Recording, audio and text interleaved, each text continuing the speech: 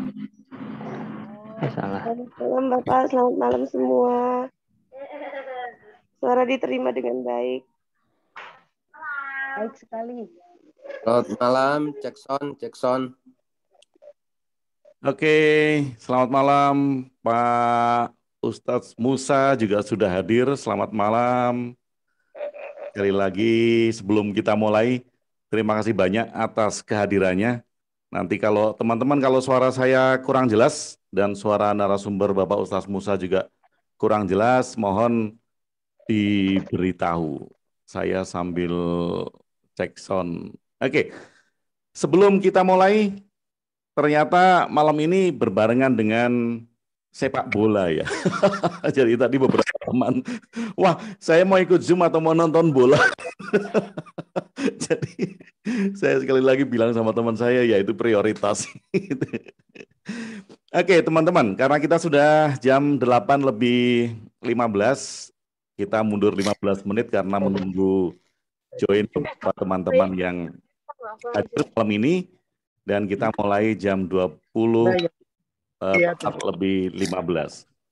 Oke, sebelum kita mulai mohon yang mikrofonnya masih on bisa di-mute sebentar supaya kita bisa dengan jelas nanti mendengarkan paparan dari narasumber. Nah, nanti yang ingin sharing waktunya akan kita kasih tahu. Oke, sekali lagi selamat malam teman-teman. Selamat datang di sharing dialog yang diadakan oleh komunitas Soul Journey Indonesia. Kami merupakan komunitas sharing tentang keberagaman keyakinan di Indonesia. Sesuai dengan moto kami, we talk about sharing, not arguing. Jadi kita sharing tentang pemahaman, kita sharing tentang keyakinan, tetapi kita tidak berdebat tentang keyakinan itu. Kita bisa bertanya satu sama lain tentang apa yang belum kita tahu dan apa yang ingin kita selami dari narasumber. Tapi tentu saja kita tidak berdebat tentang hal-hal yang sebetulnya tidak terlalu penting kita debatkan. Kita belajar itu yang lebih penting.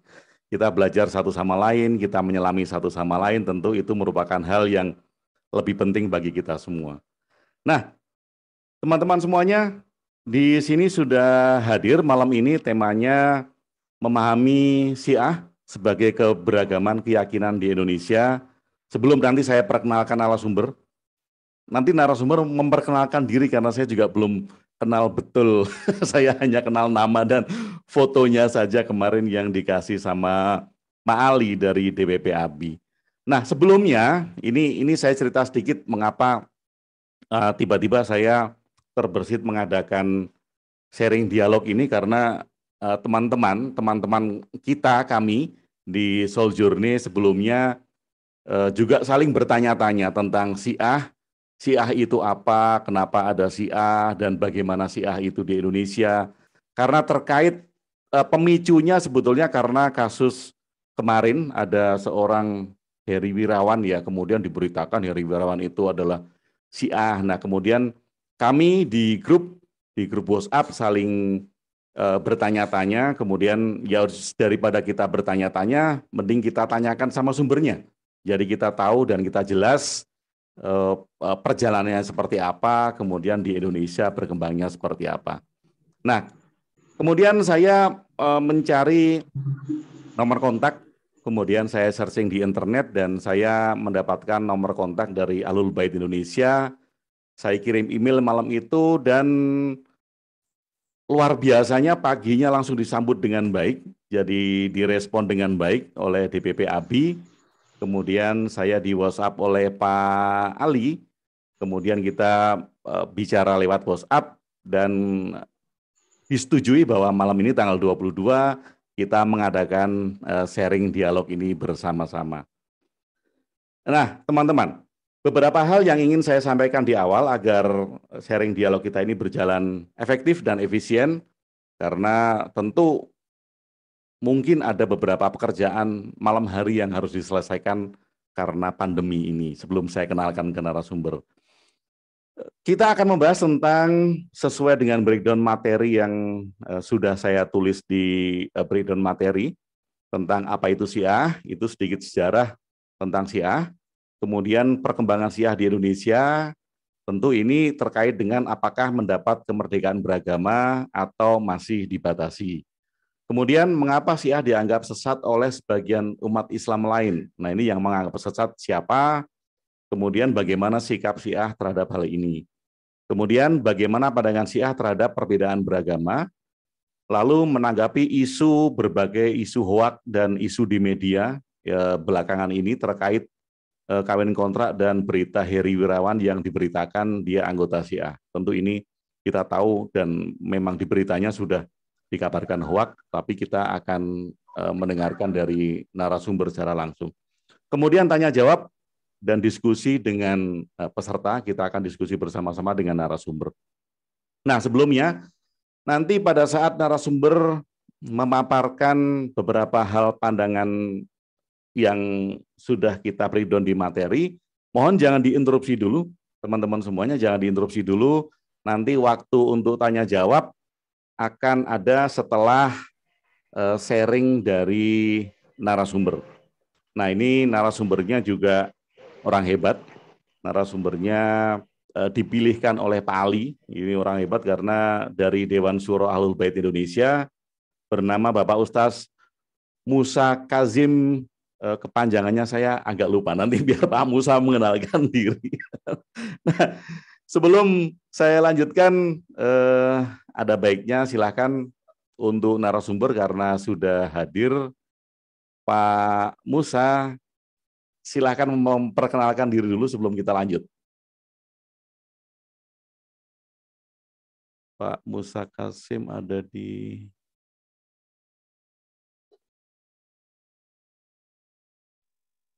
Ya, kedengaran ya suara saya? Ya, Pak kedengaran. Ya, terima kasih. Pertama-tama saya Assalamualaikum warahmatullahi wabarakatuh. Waalaikumsalam. Untuk kita semua, selamat malam, salam sehat, dan saya ucapkan terima kasih yang sedalam-dalamnya dan setulus-tulusnya kepada Pak Heri dan semua yang telah berupaya untuk melakukan forum sharing ini. Ini menurut saya adalah langkah yang sangat penting sekali, mengingat kita sebagai bangsa ini barangkali memasuki era di mana solidaritas sosial kita sudah tercabik-cabik, dan begitu seringnya kita itu menemukan kebencian dan permusuhan, terutama di media sosial, yang barangkali dulunya masih di ruang-ruang privat, tapi belakangan justru aura kebencian itu telah viral di media sosial dan memenuhi ruang-ruang publik kita.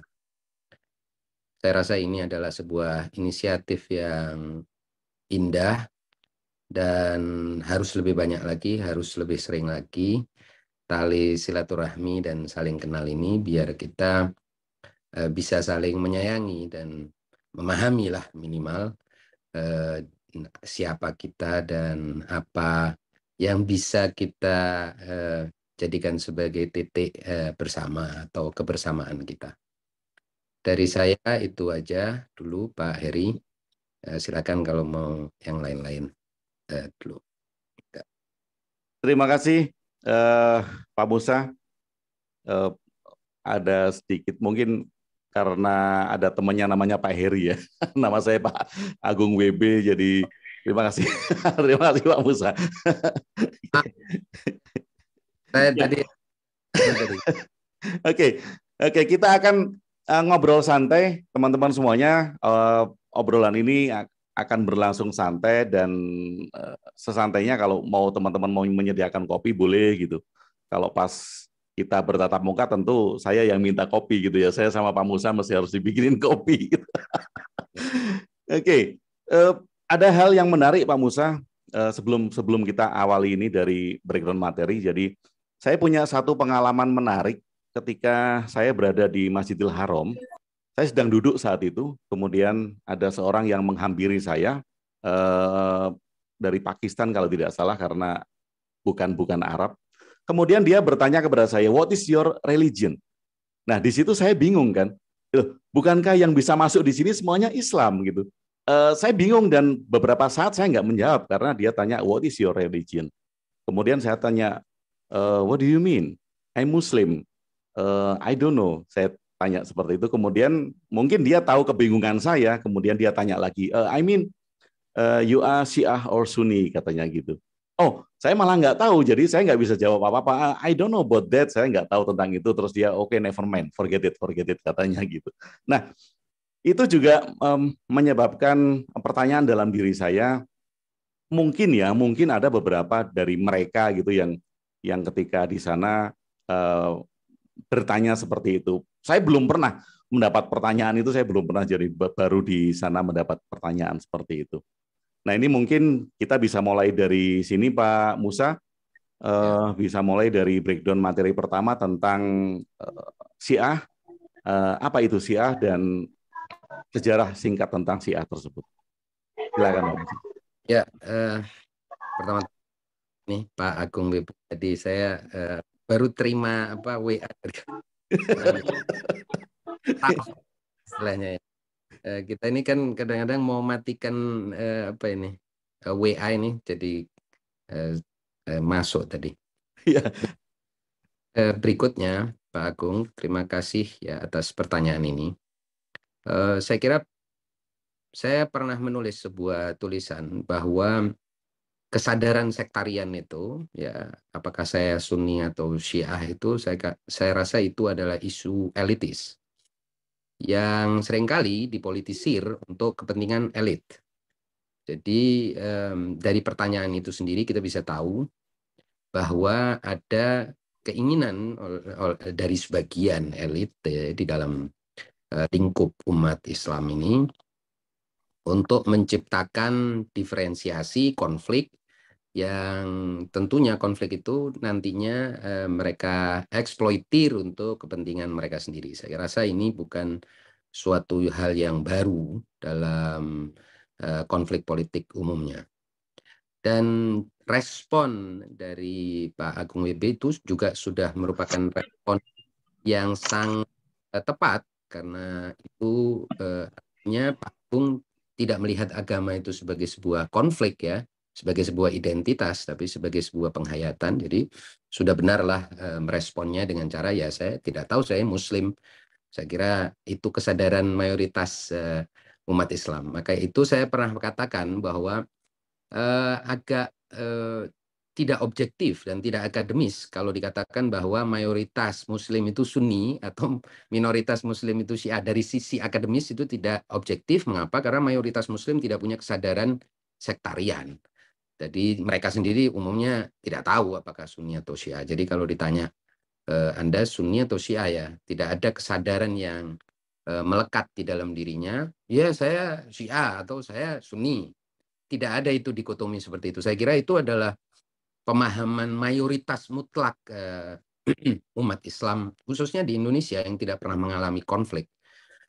Sebaliknya, ketika ada konflik politik, pengerasan identitas itu menjadi cara untuk memenangkan ya konflik itu untuk kepentingan kelompok tertentu. Saya kira itu yang terjadi.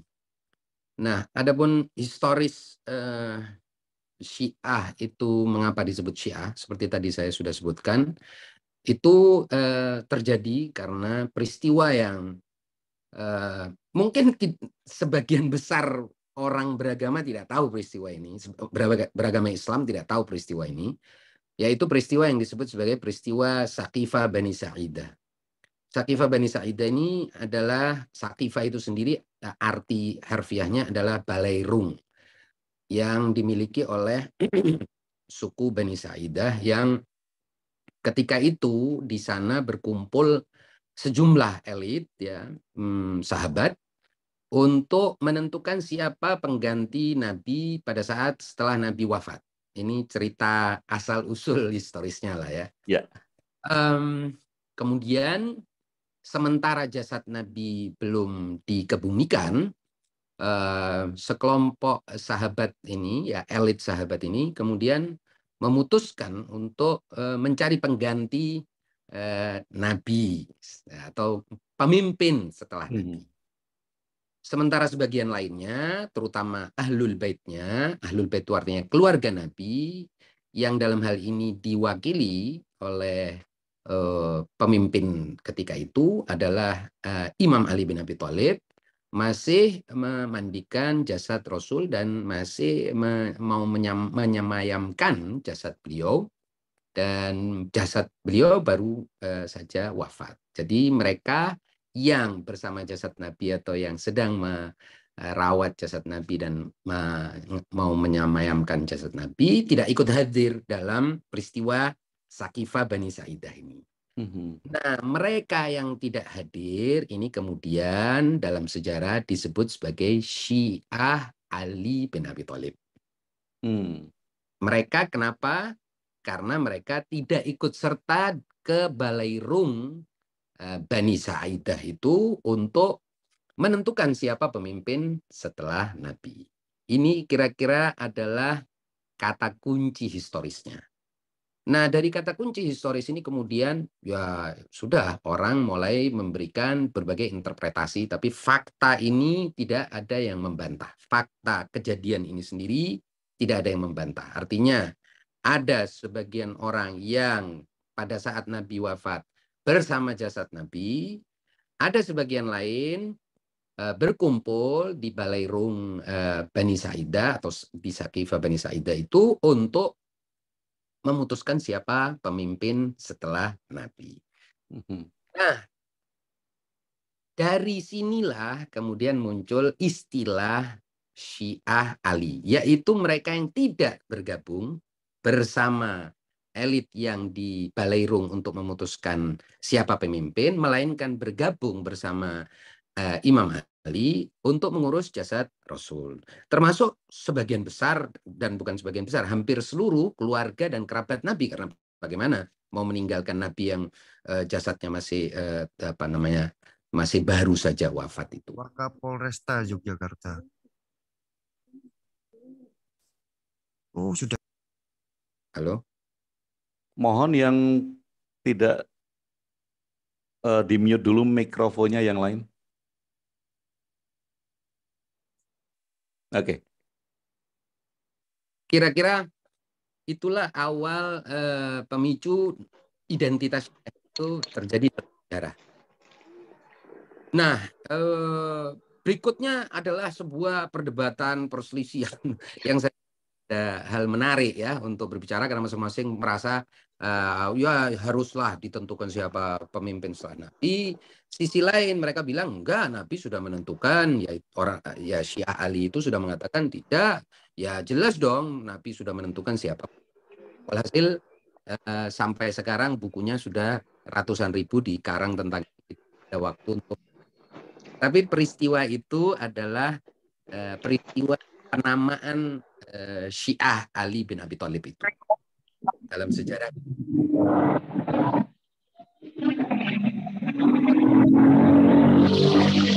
Mohon yang mikrofonnya dibuka.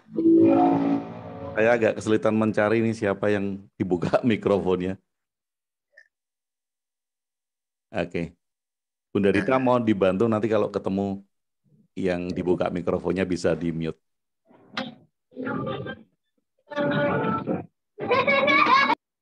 Ya.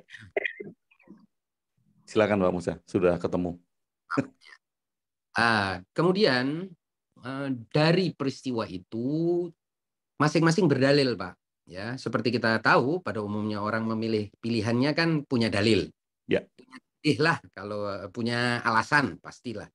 Sebagai manusia normal, rasional, pasti masing-masing orang mengutarakan alasan mengapa dia bergabung ke sini dan mengapa dia bergabung ke sana. Nah, yang bergabung dengan kelompok elit di Sakifah Bani Sa'idah ya, untuk memilih pemimpin setelah Nabi mengatakan adalah sebuah kemaslahatan umat untuk tahu siapa pemimpin itu persis setelah Nabi itu wafat. Jadi langsunglah ada pengganti, tidak ada istilah kekosongan kekuasaan atau yang disebut sebagai kevakuman kekuasaan. Ini mereka berdalil dengan berbagai dalil, dan antara lain adalah dalil kemaslahatan dan seterusnya. Sementara yang bergabung bersama Imam Ali mengurus jasad secara tegas mengatakan bahwa loh, bergabung bersama Imam Ali karena kami dari awal sudah tahu pemimpin kami. Karena Nabi sudah memberikan petunjuk jelas, eksplisit, pernyataan yang tegas bahwa pemimpin setelahku adalah Ali. Nah, jadi kami tidak perlu memilih, ya sudah tinggal ngikut aja gitu. Suksesi itu terjadi secara natural saja. Ya sudah Nabi wafat, oke, ikuti perintah Nabi untuk bersama Imam Ali saja langsung. Nah, kemudian ternyata kelompok Sakifah ini yang akhirnya berkuasa seperti yang kita tahu dan memenangkan mayoritas lah katakan kalau sekarang.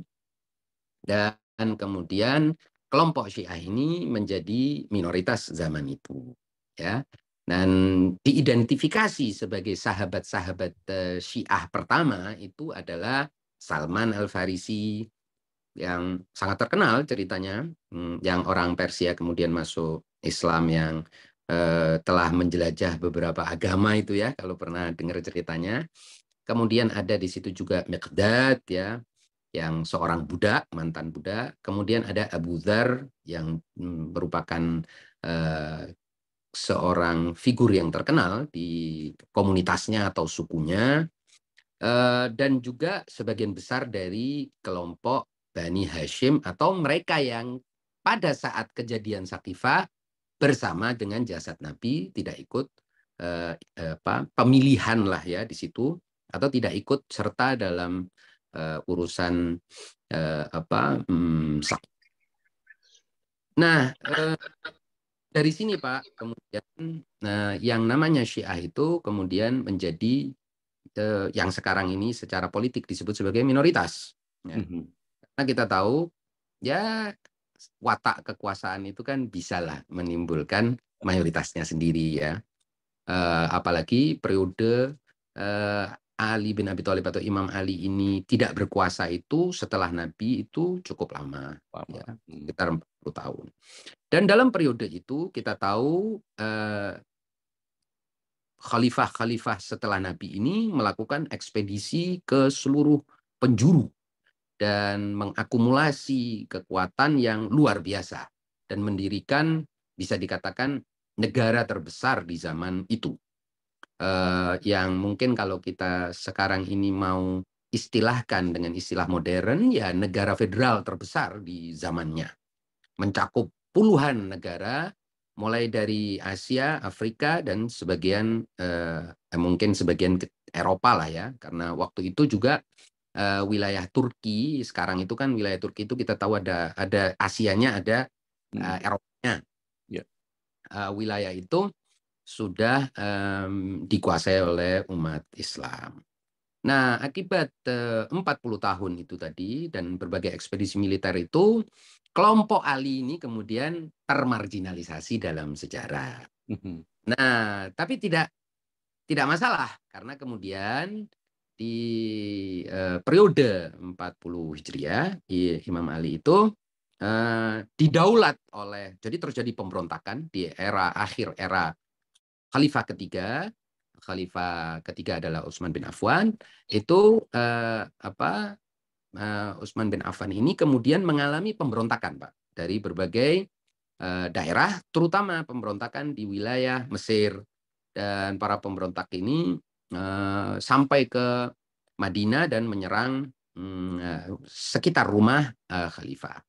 Dalam versi Syiah, justru Imam Ali adalah orang yang menjaga rumah Khalifah ketiga ini agar tidak diserang oleh para pemberontak. Karena Imam Ali tahu bahwa kalau sampai Khalifah ketiga ini terbunuh, maka dialah yang akan jadi sasaran fitnah. Sudah pasti seperti itu. Sampai dia memerintahkan dua putranya, Hasan dan Hussein, untuk menjaga pintu depan rumah Khalifah.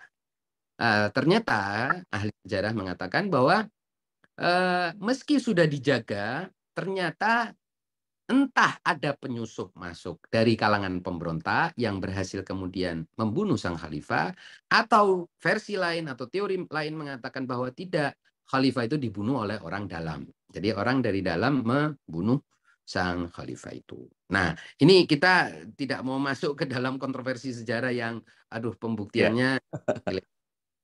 Nah, kemudian pada saat Ali bin Abi Thalib menjadi khalifah, kekuasaan ini sudah terdistribusi ke pihak lain. Jadi yang ngikut metode katakan gitu ya, yang pro terhadap kelompok Sakifah itu sudah mengakumulasi kekuatan terutama di wilayah Syam atau sekarang ini di wilayah Suriah sekarang, kemudian Palestina, Yordan dan Palestina, Yordan, Suriah dan Libanon sekarang itu bawah kekuasaan Muawiyah sebagai pendiri dari dinasti Umayyah. Nah, pada saat dan juga sebagian wilayah Mesir karena dan juga wilayah lain ya, pada umumnya wilayah Islam ketika itu kan di masa Khalifah ketiga itu sudah terdistribusi ke tangan mereka yang pro kepada kelompok, katakanlah kelompok Sakifah itu. Nah, Ali bin Abi Thalib berkuasa dalam waktu yang singkat, dipenuhi dengan perang. Karena pemberontakan bukan lagi pemberontakan yang sporadis, tapi sudah menggunakan militer. Ya, istilah perang pertama namanya Perang Siffin.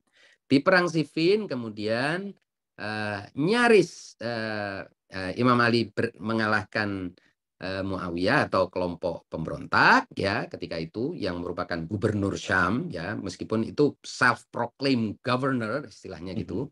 Jadi gubernur yang tidak diangkat tapi mengklaim dirinya sebagai gubernur.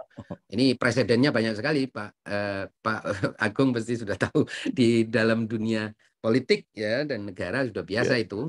Gubernur nggak taat sama presiden lah kira-kira begitu ya. Contohnya Muawiyah kemudian membangun kekuatan militer dan memberontak sampai hendak menyerang pusat kota pemerintahan ketika itu, yaitu Kufah. Ya, karena Imam Ali memindahkan dari Madinah ke Kufah. Jadi pusat pemerintahan yang semula di Madinah dipindahkan ke Kufah dengan berbagai alasan. Di antara alasannya adalah karena Imam Ali sudah tahu bahwa wilayah sekitar Kufah itulah yang akan menjadi titik-titik hotspots lah ya, titik-titik panas, konflik-konflik yang akan atau pemberontakan-pemberontakan yang akan mendestabilisasi pemerintahan Islam ketika itu. Nah, Imam Ali memindahkan ke Kufah malah justru encourage ya, memotivasi kelompok Muawiyah untuk menyerang. Nah, sebelum sampai ke Kufah di wilayah perbatasan itu namanya Siffin ya, perbatasan antara Irak sekarang dengan Kufah itu di Irak ya, sebagian mungkin sudah tahu itu Kufah itu adanya di Irak. Nah, kemudian pemberontakan itu pusatnya adanya di Suriah sekarang. Nah, ketika pihak musuh sudah memobilisasi kekuatan untuk menyerang Kufah, ibu kota pemerintahan ketika itu, Imam Ali bergerak juga. Istilahnya mapak lah ya, supaya tidak sampai ke pusat ibu kota, dipapak di perbatasan. Jadi sekarang itu perbatasan antara Suriah dengan Irak. Dipapak di sana. Nah, ini apa ya, kalau kita bisa katakan anehnya, di wilayah inilah kemudian kalau kita lihat tahun 2014 kemarin, kelompok yang bernama ISIS itu mendeklarasikan kekhalifahannya gitu ya. Pusatnya ibu kota kekhalifahannya di wilayah yang sekarang disebutnya sebagai Riqqah. Itu adalah Siffin zaman dulu. Jadi banyak Pak dalam sejarah Islam itu nama-nama yang dulu dikenal sebagai ibu kota, tapi kemudian ibu kotanya menyusut, justru kota kecilnya yang naik. Ya, itu ada banyak, makanya banyak orang itu bingung kalau baca sejarah Islam. Saya suka mengilustrasikan seperti kalau Bapak tahu Jawa Timur itu dulu wilayah Besuki itu lebih terkenal dari Jember.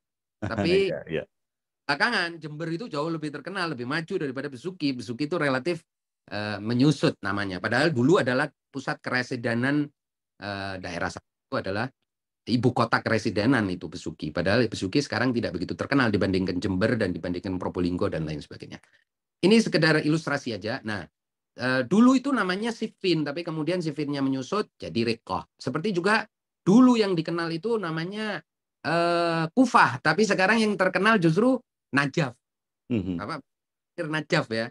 Iya. Padahal Najaf itu dulu kecil, jadi cuman kecamatan, sementara Kufah itu nama kota. Tapi kemudian menyusut kotanya, nama kecamatannya yang lebih terkenal. Oke.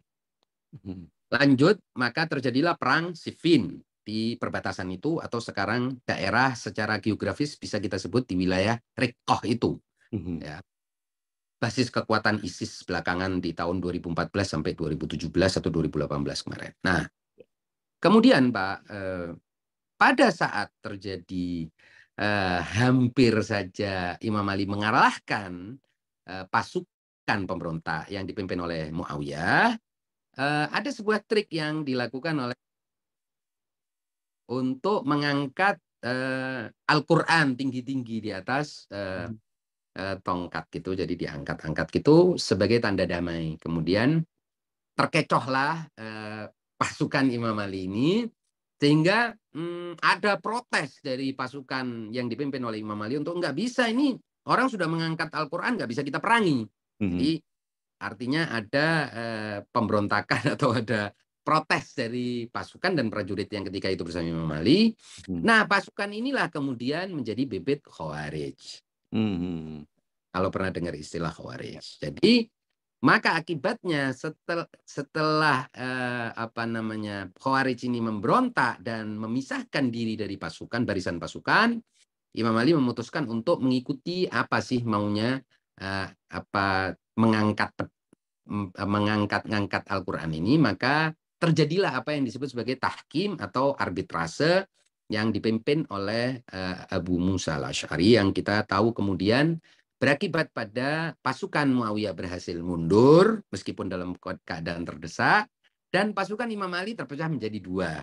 Muncul karena Khawarij kemudian menyatakan bahwa Imam Ali ini telah menjadi kafir. Kenapa kafir? Memerangi orang yang angkat Al-Quran. Masa nggak kafir? Nah, ya kan? Akibatnya Khawarij ini kemudian menjadi sangat radikal dan keras dalam berpandangan dan melakukan aksi-aksi kekerasan, dan mau tidak mau dihadapi lagi oleh Imam Ali dalam peperangan Nahrawan. Jadi dalam periode tidak kurang dari 2 tahun terjadi 2 kali peperangan besar yang mengakibatkan suatu gejolak yang luar biasa, ya anggaran negara lah, resources ya, sumber-sumber daya, manusia mati ribuan dalam jumlah puluhan ribu dan lain sebagainya, termasuk sahabat-sahabat Imam Ali dan sahabat-sahabat Rasul yang ikut perang dalam Siffin, dan itu sudah dicatat. Nah, yang menarik kemudian akhirnya Imam Ali itu sebagai penguasa umat Islam, jadi bukan sebuah peristiwa yang yang kecil ya ketika penguasa, dan ini sebelumnya kan juga terjadi pada khalifah kedua dan ketiga. Khalifah keempat pun akhirnya terbunuh secara tragis dan dramatis, dan mengakibatkan Muawiyah itu mendapatkan tampuk kekuasaan secara de facto ya, tidak de jure, tidak pernah de jure gitu. Tapi secara de facto menguasai keadaan, memiliki pasukan dan lain sebagainya, sehingga dialah yang mendirikan dinasti terbesar sejak masa Rasul wafat. Nah, yang kita tahu kemudian berakibat pada berbagai ekspedisi militer yang relatif brutal dalam sejarah Islam, dan kalau tidak salah Bung Karno sebagai Bapak pendiri bangsa telah menyatakan bahwa Islam itu juga dirusak oleh Bani Umayyah. Itu ada pernyataan seperti itu. Karena mendirikan dinasti pertama dalam Islam, tapi bukan sekedar dinasti. Dinasti ini didirikan di atas sebuah doktrin militer yang sangat ketat, dan kemudian mulai merekrut cara atau mengadopsi cara-cara sabotase, infiltrasi dan lain sebagainya yang tidak pernah dilakukan sebelumnya oleh khalifah-khalifah yang sebelumnya. Jadi sebelumnya itu kan soft power, mereka mulai mengadopsi hard power yang akibatnya kita tahu sejarah Islam menjadi very bloody, ya, sangat berdarah. Nah, di periode itulah persekusi terhadap Syiah terjadi secara masif dan massal, berujung pada yang sudah tadi semula Imam Ali itu mau membangun sesuatu, kemudian Syiah itu mengecil ya, jadi makin minoritas dan marginal dan tidak pernah lagi mendapatkan lah pemimpinnya atau apalah dalam sejarah Islam sampai 1400 tahun ini. Saya kira itu tentang sejarah itu, Pak. Ya, terima kasih. Terima kasih Pak Musa. Jadi ini semakin membukakan sebuah pandangan ya, bagi saya sendiri juga bagi teman-teman tentunya, bahwa selama ini banyak sekali yang melihat hanya dari satu frame gitu Pak Musa.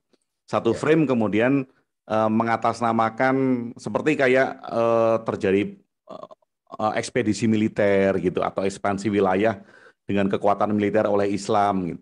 Nah, kemudian frame-nya ini kan yang dipandang hanya Islamnya.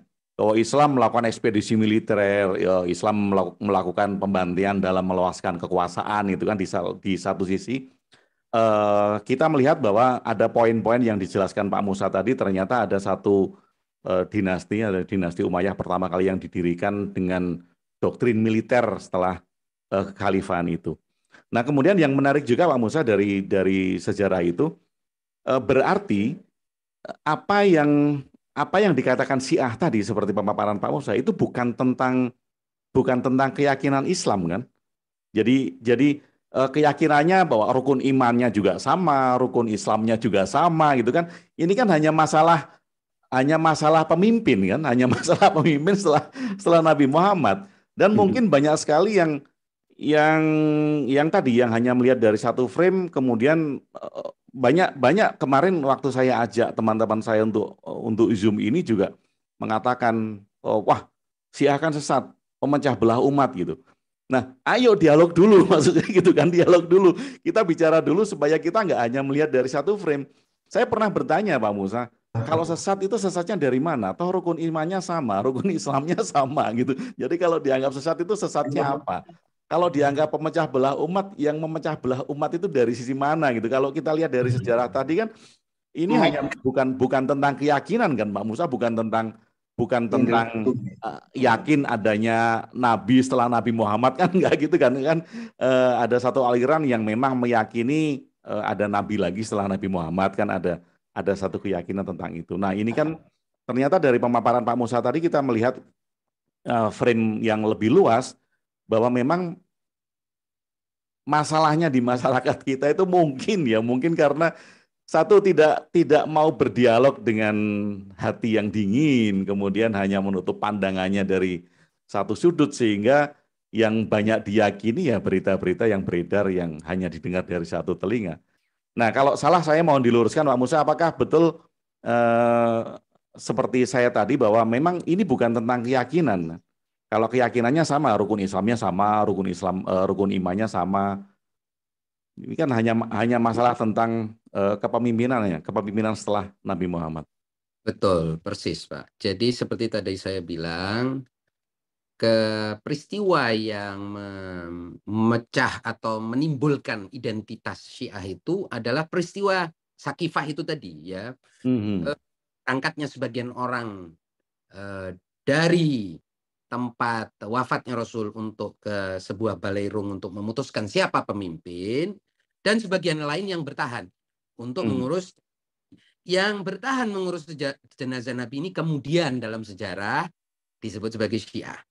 Tidak ada sebelumnya itu perbedaan masalah namanya siapa, apa nabinya sama, Al-Qur'annya sama, semuanya sama, semuanya sama. Jadi semuanya ini adalah peristiwa politik ya, tetapi peristiwa politik yang belakangan mereka yang berkuasa kan harus menjustifikasi kenapa dia berkuasa dengan cara katakanlah inkonstitusional misalnya mana yang dituduhkan oleh Syiah. Toh kan konstitusi Nabi itu sudah disampaikan oleh Nabi, begini konstitusinya. Nah, mereka yang melakukan pemilihan tanpa persetujuan dari seluruh elit ketika itu, ini kan harus membangun narasi, Pak. Narasi ya meninggikan mutu sendiri, menjelekkan yang lain, kan gitu. Sudah umum ya saya kira, apalagi dalam sejarahnya kemudian kelompok yang bersama Imam Ali ini terus-menerus tergusur dari kekuasaan dan tidak pernah mendapatkan kekuasaan sampai seterusnya. Saya kira itu yang terjadi dan memang istilah kemudian Syiah itu mudah sekali. Jadi pernah ada penulis mengatakan bahwa semua tuduhan itu perlu bukti kecuali menuduh Syiah. Anda boleh menuduh Syiah itu. Ada Pak, ini terus terang aja, kita waktu advokasi kasus Sampang itu ada isu yang beredar orang Syiah itu ada buntutnya, orang Syiah itu kalau sholat muter-muter, jingkrak-jingkrak. Kemudian, ya, saya pernah dengar itu. Saya juga pernah dengar kalau orang Syiah itu ada buntutnya, itu saya pernah dengar itu. Terus orang Syiah itu katanya kalau punya pedang-pedang yang bisa terbang-terbang. Ada macam-macam tuduhan ya, mungkin kan boleh aja Anda, artinya dengan secara tanpa bukti pun Anda bisa bilang orang Syiah itu sebenarnya ada taringnya, ada cakarnya, nggak masalah karena tentang Syiah gitu. Begitu tentang Syiah Anda boleh ngomong apa saja tanpa bukti. Termasuk kasus Heri Wirawan itu kan menarik, artinya sebagai contoh saja ya. Bagaimana orang yang sama sekali tidak ada hubungannya dengan Syiah bisa dianggap sebagai Syiah dan dipercaya orang, karena orang Syiah kok ya sudahlah, ini kan tong sampah Anda lempar itu sah gitu. Nah, ada penulis dari Libanon namanya Muhammad Jawad Mughniya, beliau mengatakan bahwa akibat tidak pernahnya Syiah itu berkuasa tetapi selalu menjadi ancaman kekuasaan, maka kekuasaan itu memframe bahwa Anda boleh menuduh apa saja tentang Syiah, boleh. Tanpa harus bukti dan harus diyakini sebagai ya gitu. Ini memang menarik. Jadi sebagian mereka mengatakan orang Syiah itu kalau kumpul bersama itu tukar menukar istri, sholatnya sambil buntut dan lain sebagainya. Nah, apa tujuannya? Saya kira tujuannya jelas ya, karena mereka yang berkuasa tidak sah itu tadi harus menjustifikasi kekuasaannya dan tidak mau berdialog dengan dalil. Ya, kalau dengan dalil ya nanti ketahuan dong, Anda memang tidak punya dalil. Saya kira ini argumentum ad hominem yang sudah sangat umum berlaku di di dalam teori kekuasaan, Pak. Ya, Pak Musa. Lalu ada satu cerita menarik. Saya sempat ketemu, durasinya agak lama dengan Kang Jalaluddin Rahmat, karena saya ketemu di pesawat itu dari Jeddah ke Jakarta. Jadi karena dulu saya kru pesawat, Pak Musa, jadi saya leluasa untuk bertemu dengan penumpang di mana saja gitu. Jadi saya bisa ngobrol dengan penumpang di mana saja. Nah, ketika saya tahu itu Kang Jalal, kemudian karena penerbangan panjang dari Jeddah ke Jakarta, jadi saya mengajak ngobrol Kang Jalal gitu. Jadi yang saya tanyakan ke Kang Jalal itu karena begitu masifnya kan untuk menjatuhkan profil Kang Jalal ini yang dihubungkan dengan Syiah gitu kan. Tapi untuk menjatuhkan profil Kang Jalal itu. Nah, tetapi bukan itu yang saya tanyakan ke Kang Jalal, Pak Musa. Yang saya tanyakan adalah kitabnya yang ditulis oleh Kiai Hasyim Asy'ari tentang Syiah gitu. Nah, beredar yang saya dengar menyatakan bahwa kita harus ikut Kiai Hasyim Asy'ari karena Kiai Hasyim Asy'ari menyatakan kisah Syiah itu sesat gitu. Nah, hal ini sempat saya tanyakan ke Kang Jalal, apakah betul Kiai Hasyim Asy'ari itu pernah menulis kitab dalam buku-bukunya dan menyatakan Syiah itu sesat. Nah, lalu Kang Jalal menjawab bahwa di dalam buku-bukunya Kiai Hasyim Asy'ari tidak pernah menyebut Syiah. Yang disebut adalah Rafidul, kalau tadi Rafidul ya. Rafidul. Rafido, ya. Yang disebut adalah Rafido. Dia tidak menyebut Syiah, tetapi disebutnya Rafido. Karena ini sudah lama, jadi saya agak-agak lupa ingat. Yang menyebutkan kalau Rafido itu sekelompok gitu, sekelompok orang yang juga menentang gitu. Jadi itu tidak bisa disamakan dengan Syiah. Nah, mungkin ini juga satu akar ya Pak Musa, bahwa kita mungkin memandang bahwa Rafido atau Syiah itu sama, atau perbedaannya seperti apa bagi teman-teman yang tidak tahu gitu. Ini mungkin bisa sedikit dijelaskan Pak Musa. Ya, Rafidhah itu sebutan peyoratif ya, sebutan negatif terhadap Syiah. Dan itu sebetulnya sebutan yang diciptakan oleh penguasa karena Rafidhah ini kan memang tidak punya pemimpin, Pak. Ya. Syiah kan mengklaim, siapa pemimpin kalian? Oh, ada ini 12 imam. Ali bin Abi Thalib, Hasan, Hussein, Ali Zainal Abidin, Muhammad Al-Baqir, Ja'far Shadiq, dan seterusnya sampai Muhammad bin Hasan Al-Mahdi itu. Ya kan? Ya, ya. Rafidhah, siapa pemimpinnya? Ya nggak tahu, siapa saja yang memberontak itu Rafidhah gitu. Dan saya kira itu cara yang gampang untuk stempel musuh lah ya. Kemudian ada mobilisasi untuk menjelekkan Rafidhah dalam berbagai buku karangan ulama. Saya kira itu umum ya. Jadi seperti apa ya? Kalau misalnya kita bilang di Indonesia kelompok pengganggu misalnya, pengganggu stabilitas, ya semua orang nggak suka pengganggu stabilitas. Tapi siapa ya orang pengganggu stabilitas ini? Nggak tahu yang mana ya. Bisa dari kiri, bisa dari tengah, orangnya bisa siapa saja. Gitu. Jadi istilahnya itu cuman stempel aja. Ya, ya, ya. Karena begini Pak, mungkin saya harus jelaskan kepada Pak Agung WP bahwa Syiah itu kan mengklaim punya 12 imam.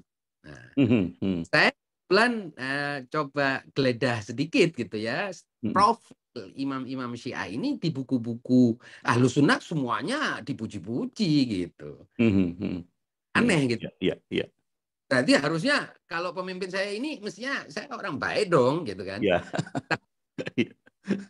Itu sudah disampaikan oleh Imam Ja'far Shadiq sebagai imam Syiah bahwa orang itu tidak akan mendiskreditkan kami, nggak punya alasan mendiskreditkan kami. Paling dia akan mendiskreditkan kalian gitu. Kenapa?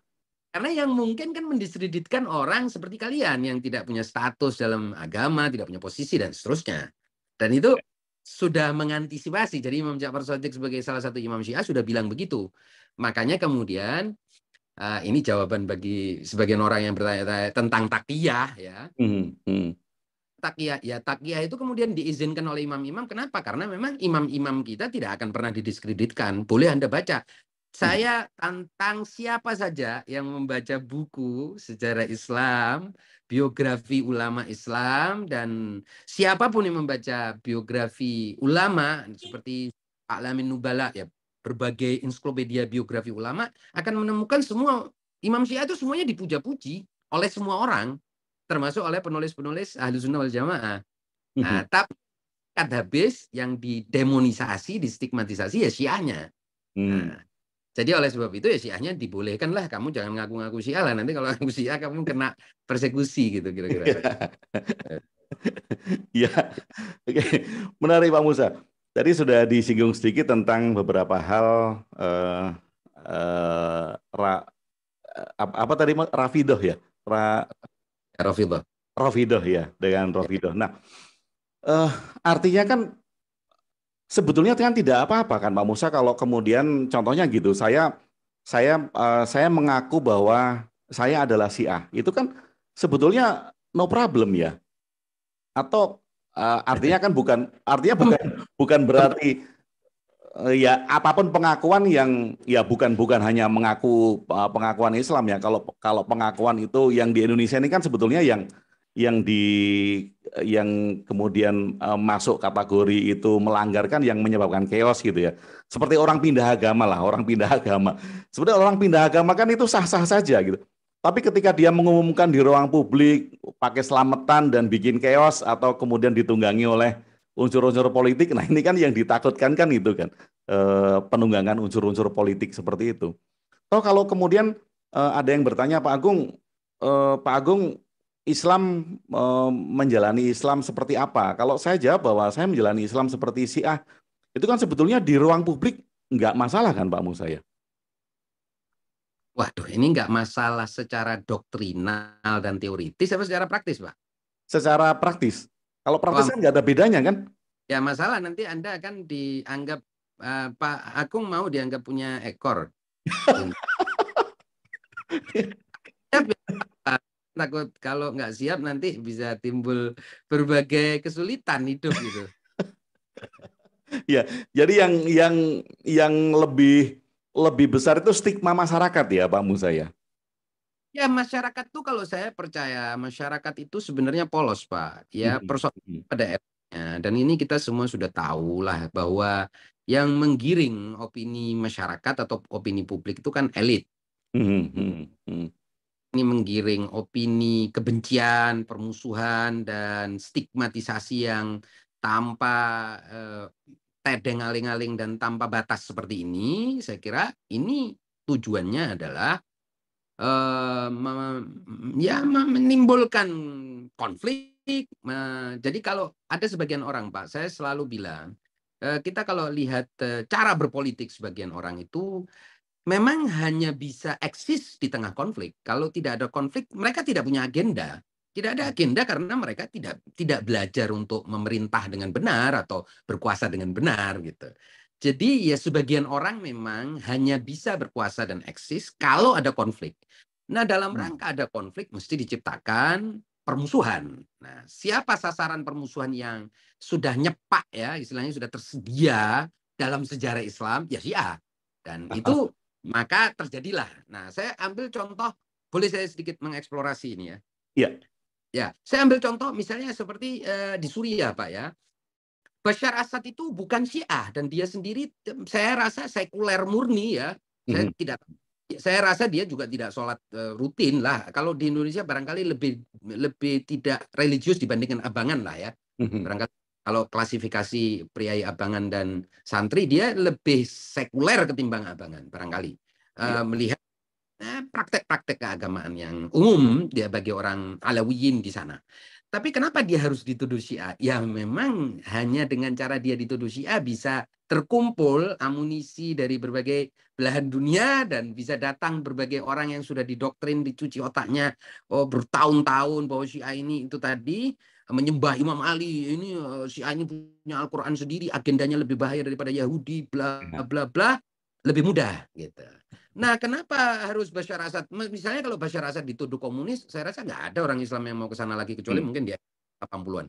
Jadi yang paling efektif, tuduhlah Bashar sebagai Syiah. Lah Basharnya sendiri kalau ditanya, Pak Bashar, Anda Syiah? Oh, saya nggak tahu ini ya. Saya ini ya sama seperti Pak Wib ketika ditanya. Dia tahu, mungkin juga sholat juga nggak rutin. Saya kan orang sekuler memang. Kan negara saya juga negara sosialis gitu ya. Tapi itulah yang paling gampang, efektif untuk memobilisasi awam yang sudah di brainwash untuk berangkat ke Suriah memberontak, mengangkat senjata melawan pemerintahan yang sah. Ya. Nah, jadi kalau Pak mau mengaku sebagai Syiah, siap-siap nanti kalau Twitternya atau medsosnya diserang kanan kiri, Anda sesat, Anda bejat, ya harus siap. Iya, kalau dikatakan keluar ekornya karena saya di Jogja itu berasal dari kota gede, jadi orang kota gede itu kan dikatakan orang-orang kalang kan, dia punya ekor gitu, jadi kita sudah dikatakan orang-orang kota gede itu orang-orang yang punya ekor. Kalau gitu kita sama-sama punya ekor lah ya, jadi bagus ya. Nah, kemudian Pak Musa. Kalau tadi ada beberapa, mungkin bagi teman-teman di sini juga supaya bisa melihat secara luas tentang ini. Saya juga mendengar isu-isu tersebut, isu-isu bahwa Syiah itu lebih memuliakan Imam Ali daripada Nabi Muhammad. Kemudian Syiah itu mempunyai Quran sendiri gitu yang mungkin ditambahin atau dikarang oleh Syiah dari itu gitu. Kemudian beberapa tata cara yang berbeda dari rukun-rukun Islam yang sudah ada gitu. Nah ini bagaimana Pak Musa kalau hal ini terkait dengan isu-isu itu? Yang menarik seperti tadi saya sudah bilang bahwa isu-isu itu adalah isu-isu yang tidak pernah bisa dibuktikan. Jadi sekiranya ada pengadilan itu semuanya tidak akan pernah bisa masuk pengadilan. Itu sudah mengingkari hukum beracara itu, tuduhan-tuduhan itu. Karena tidak ada bukti material, tidak ada bukti kesaksian, tidak ada bukti apa-apa. Tapi tuduhan itu dari tahun ke tahun, dari masa ke masa terus berjalan dan sampai sekarang tetap dipercaya oleh orang. Ini ilustrasi saja Pak ya. Sama seperti orang takut dengan mayat Pak. Mayat ini malah tidak bisa bergerak, kok takut? Kenapa kamu takut sama mayat? Ya, sekarang kan ada itu kan ilusi, waham. Orang takut dengan mayat. Ya. Tapi terbukti orang tetap takut ke kuburan loh. Kenapa sih kamu takut? Bukannya kamu malah takut ke pasar dicuri orang, dibacok orang. Enggak. Kalau ke kuburan saya takut. Padahal kuburan ini tempat orang mati. Jadi itu adalah hal-hal yang disebut dalam logika dengan popular belief, Pak. Kepercayaan yang tidak perlu dibuktikan, ya sudah dipercayai aja. Nah, entah kita harus menunggu masa di mana manusia berpikir rasional, suatu saat masyarakat berpikir rasional, kritis, nah itu semua akan dengan sendirinya terbantahkan atau hilang. Tapi selama itu belum, ya sudah akan berkembang terus. Nah, kemudian Pak Musa. Misalnya Pak Jokowi PKI, kan beberapa waktu yang orang percaya ya. Iya. Pembuktiannya bagaimana? Ya terserah, ya sudah saya percaya. Loh, Anda bisa percaya gimana? Nggak tahu. Gitu. Oke, iya Pak Musa. Lalu kalau dari sisi Ormas Ahlul Bait sendiri di Indonesia, untuk menyikapi perbedaan-perbedaan itu atau juga tuduhan-tuduhan seperti itu, ada sikap khusus nggak Pak Musa? Atau ya udah biarin aja, toh nggak bisa dibuktikan kok gitu? Saya kira kita adalah ormas yang taat hukum, kaya pada supremasi hukum. Kita tidak perlu dan tidak bisa mengklarifikasi semua tuduhan karena itu jumlahnya bisa diproduksi setiap saat dalam jumlah masif ya. Apalagi fantasi manusia kan nggak bisa dibatasi Pak ya, fantasi imajinasi liar manusia untuk menuduh orang lain ini bisa macam-macam. Jadi saya kira kita tidak mungkin ya, juga bukan hanya tidak mau, juga tidak bisa kalaupun mau mengklarifikasi semua tuduhan itu saking banyaknya. Iya. Tapi kita percaya pada hukum ya. Apa saja yang dilontarkan dan mereka bisa buktikan, monggo. Karena ketika salah satu dari orang Syiah masuk ke pengadilan dan dituntut macam-macam, tidak ada pembuktiannya.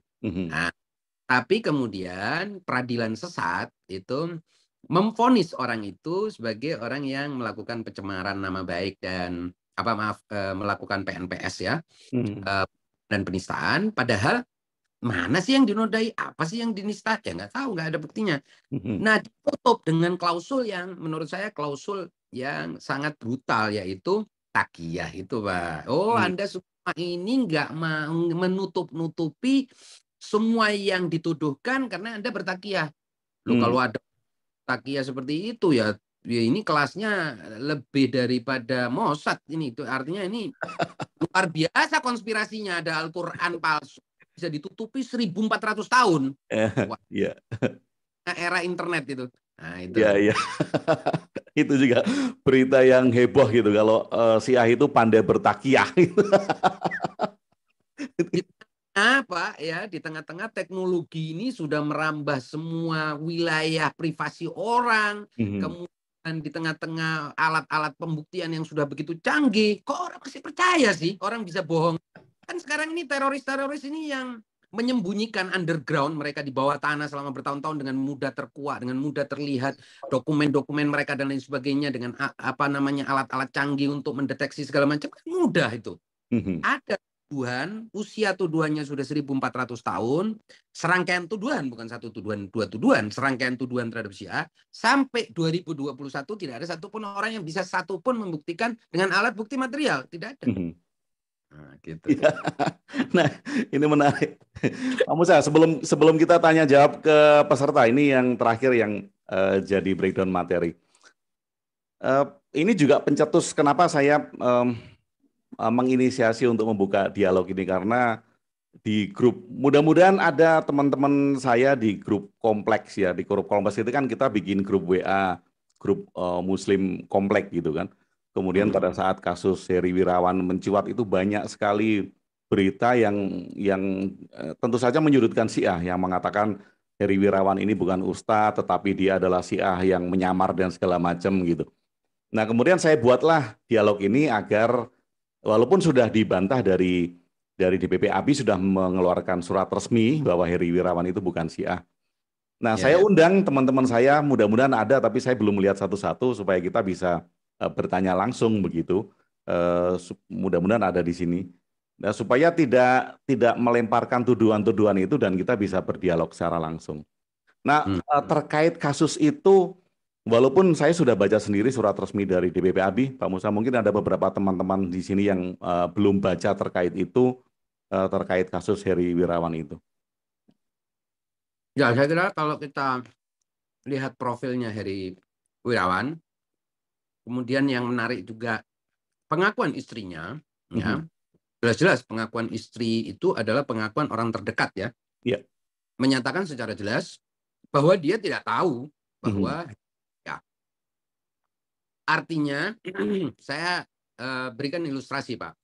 Kalau ada orang dituduh maling, kemudian orang yang menuduh membawa saksi, istrinya dalam hal ini, dan di hadapan Pak Polisi, sang saksi itu bilang, saya nggak tahu dia maling. Kira-kira Pak Polisi akan melanjutkan penyidikan dan penyelidikan, atau dia bilang, ya sudah ya kalau gitu nggak ada saksi nih. Kalau nggak ada saksi ya berarti tuduhan Anda gugur. Nah, saya kira jawara akan bilang, oh ya berarti Anda ini sang penuduh, Anda nggak punya saksi. Orang dia bilang yang Anda sebut sebagai saksi ini, dia bilang dia nggak tahu orang yang Anda tuduh itu pelaku maling, dia tidak tahu. Berarti tidak ada kesaksian. Istrinya itu jelas-jelas, dan saya highlight. Saya tidak tahu si aliran-aliran itu saya tidak tahu. Jadi otomatis dia tidak mendeteksi suaminya ini siapa. Ini yang pertama. Ini yang artinya yang pertama. Yang kemudian, yang kedua, profil orang ini dengan menamakan pesantrennya atau asosiasi pesantrennya sebagai Salafi, itu kita tahu teridentifikasi dia dari kelompok mana. Yang kelompok itu ya pembenci Syiah dan secara terbuka membenci Syiah. Bahkan saya perlu sampaikan kepada sesama warga bangsa bahwa Indonesia, ya, entah ini adalah, ya pastinya semuanya alhamdulillah, akan ada alhamdulillahi ala kulli hal, tapi satu-satunya di dunia yang punya organisasi ormas aliansi anti Syiah hanya ada di Indonesia. Hanya ada di Indonesia. Jadi ada ormas ANAS, ya, ormas Islam yang khusus berdiri dengan tujuan khusus anti. Jadi ada ormas yang prinsip kerjanya adalah kebencian, permusuhan terhadap kelompok lain. Ini ada. Saya kira di Afghanistan tidak ada, di Pakistan tidak ada, di Korea Utara yang begitu tidak demokratis tidak ada, di mana-mana tidak ada, tapi di Indonesia ada. Nah, ini ya mohon perhatian seluruh anak bangsa. Jadi ini ironi di tengah-tengah kita ingin betul sebagai bangsa yang toleran, pluralis, tapi ormas seperti ini berdiri dan bergerak dan ada di mana-mana cabang-cabangnya. Nah, teridentifikasi basis stronghold dari ormas ini adalah di wilayah Jawa Barat, terutama di Bandung. Nah, artinya orang seperti Heri Wirawan ini kalau memang dia Syiah, tentunya ormas ini akan membeberkan bukti-bukti. Ini kerjaan utama visi misinya kok. Bagaimana? Ya, mestinya sudah dijelentrehkan secara maksimal dan menggunakan berbagai media bahwa ini loh buktinya Heri Wirawan itu Syiah. Ternyata mereka masih malu-malu kucing karena memang tidak ada, Pak. Ya, ini malah saya baru tahu kalau seharusnya kan orang kalau mendirikan ormas itu kan untuk kebaikan ya, untuk bekerja ke masyarakat. Ini kalau ada ormas untuk membenci atau memang untuk menentang sesuatu yang lain, ya jadi lucu sekali. Oke, Pak Musa. prolog yang sangat memberikan satu perspektif bagus bagi kita semua sebagai anak bangsa, dan tentunya di Indonesia sendiri mengenal berbagai macam keyakinan. Dan kemarin saya juga sempat bilang sama teman saya, loh kenapa sih kok kamu menganggap Syiah itu sesat? Toh Syiah itu boleh kok haji, boleh masuk ke Masjidil Haram gitu. Kalau memang itu dinyatakan sesat di dunia, tentu akan dilarang di sana gitu kan. Tentu akan nggak boleh masuk ke sana, tapi tetap boleh. Jadi dengan dialog ini mudah-mudahan teman-teman semuanya juga bisa melihat perspektif lain. Nah, tetapi teman-teman kalau ada pertanyaan, ada dialog, ada poin-poin yang ingin disampaikan langsung ke narasumber, ke Bapak Musa, silahkan bisa raise hand dulu. Kemudian silakan buka mic-nya. Iya, silakan. Siapa yang pertama?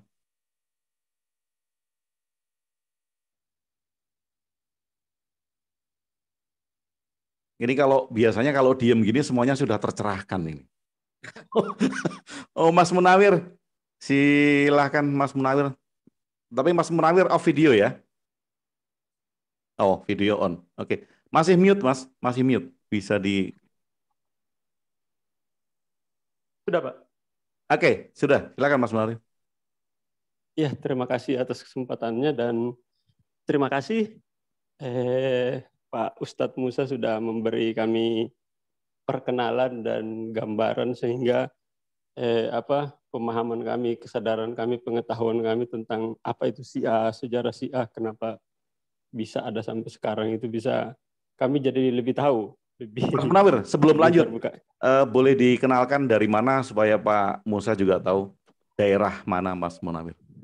Iya, saya dari Mamuju, Sulawesi Barat, Pak Ustadz Musa. Iya, jadi saya langsung aja ya ke pertanyaannya. Ya. Jadi tadi kan Pak Ustadz sudah menjelaskan panjang mengenai sejarah Syiah, tapi itu kan mengenai sejarah pergantian kekuasaan dan bentrok-bentrok kekuasaan, peralihan apa segala macam. Untuk ajarannya sendiri secara substansi gitu. Apakah Syiah ini ada karena hanya perbedaan kepemimpinan atau ada juga ajaran substansi di Islam yang jadi berbeda begitu? Karena kita kan tahu kalau perbedaan kepemimpinan dan ada tujuan-tujuan politik otomatis akan menyesuaikan dengan agenda kekuasaan. Nah, saya jadi tertarik. Apakah ada ajaran murni dari Rasulullah yang menurun dari imam ke imam yang sebagian besar orang Islam saat ini tidak ketahui begitu? Nah, kalau ada hal seperti ini ya saya akan berterima kasih sekali kalau Pak Ustadz mau menjelaskan gitu, apakah di segi puasa atau sholat atau haji atau mungkin tauhid juga bisa. Apakah tauhid sebagian besar umat Islam saat ini itu sebenarnya agak berbeda dengan apa yang mazhab Syiah dan imam-imamnya ini pegang gitu. Itu yang saya mau tanyakan. Makasih sebelumnya penjelasannya Pak Ustadz. Terima kasih. Langsung aja, jadi ya. Karena perbedaan kepemimpinan, dan ini kepemimpinan agama pada mulanya ya, karena menggantikan Nabi. Jadi Nabi itu kan bukan pemimpin politik semata-mata, tapi juga pemimpin agama. Nah, karena perbedaan itu kemudian jalur-jalur pemahaman agama itu juga berbeda pengambilannya gitu ya, kurang lebih.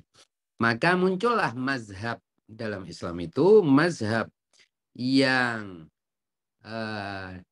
riwayatnya, sanadnya, pemahamannya diambil dari Imam Ali dan selanjutnya turun-turunannya, dan ada juga yang diambil dari kelompok yang menginisiasi Sakifah, itu para sahabat yang bergerak ke Sakifah.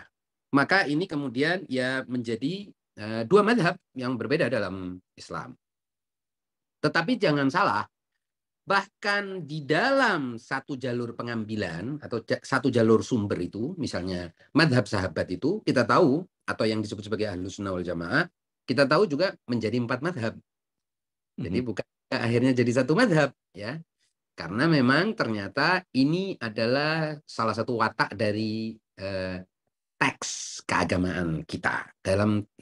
Dalam ilmu tafsir disebutkan bahwa memang Al-Quran terbuka terhadap berbagai interpretasi. Dan salah satu dari keajaiban Al-Quran itu adalah kemungkinannya untuk diinterpretasi secara berbeda-beda. Dan misalnya misalnya yang paling terkenal ini kalau belajar usul fikih di kampus-kampus seperti UIN itu soal quru. Dalam Al-Quran itu ada yang bilang itu suci, ada yang bilang itu haid. Nah ini terjadi perbedaan. Loh, apa sebenarnya maknanya quru? Ya sudah ada dua pendapat itu. Dan ini umum gitu. Maksud saya ini contoh saja. Jadi memang ini bukan kekurangan khazanah keagamaan, tapi ini justru oleh para ahli di bidangnya disebut sebagai kekayaan khazanah keagamaan. Saya kira begitu.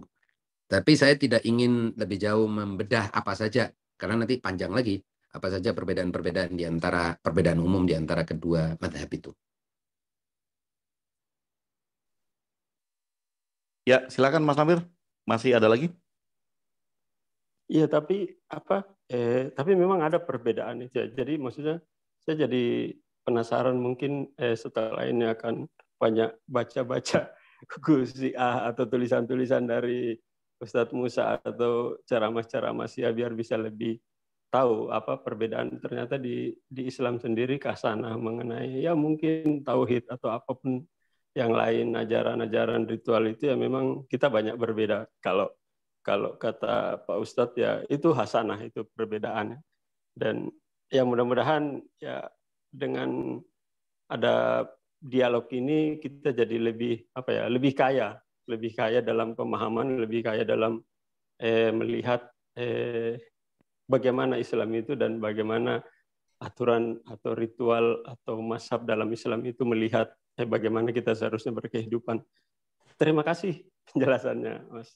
Sama-sama. Ya, makasih, Pak Mungkin Mas Nawir, pertanyaan itu muncul karena mendengar cerita ini mungkin ya. Ini kan cerita yang sudah umum sebelum Nabi Muhammad wafat. Kan Imam Ali ada di sampingnya gitu. Sementara sahabat-sahabat lain yang lain tidak ada di situ. Kemudian diceritakan di cerita itu Nabi Muhammad menyampaikan sesuatu kepada Imam Ali. Setelah Imam Ali keluar ditanya kepada yang lain, apa yang disampaikan Nabi kepadamu? Kemudian Imam Ali bilang, saya tidak bisa menjelaskan karena kalau saya jelaskan kamu akan menganggap saya kafir. Begitu ya Mas Namir ya cerita. Jadi tentu ada hal yang sangat esensial sekali yang disampaikan oleh Imam Ali. Begitu ya Mas Namir cerita itu ya. Iya, tapi kan ini Pak Ustadznya dipancing yang umum-umum dulu, belum mau membahas, jadi apalagi yang khusus seperti itu, Pak. Ya, makasih Pak. Oke Mas Namir. Oke. Sahabat yang lain silakan. Kalau ada yang mau berpendapat, ada yang mau bertanya kepada Ustadz Musa, silakan. Silakan bisa buka open mic. Kemarin sepertinya Mbak Narti akan menanyakan sesuatu loh, kok jadi diem. Monggo, Mbak. Ayo Mbak Narti, open mic. Nggak apa-apa orang ini dialog santai kok. Bentar.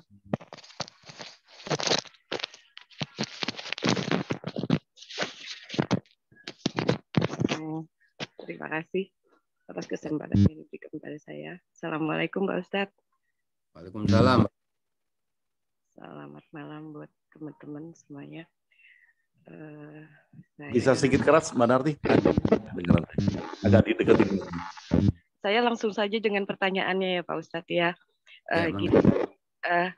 Memang tadi Pak Ustadz ada mengatakan bahwa perbedaan-perbedaan itu adalah hasanah dari beragama gitu ya. Cuman saya suka dengar gitu. Mungkin teman-teman yang lain juga sering mendengar ini kayak gitu kan. Entah itu fitnah atau gimana, kita pengen tahu yang sebenarnya seperti apa gitu. Tentang itu Pak, nikah mut'ah. Nah, sebenarnya nikah mut'ah itu apakah memang masih dilaksanakan oleh saudara-saudara kita yang dalam tanda kutip katanya Syiah gitu, atau seperti apa? Itu saja Pak pertanyaannya. Terima kasih. Assalamualaikum warahmatullahi wabarakatuh.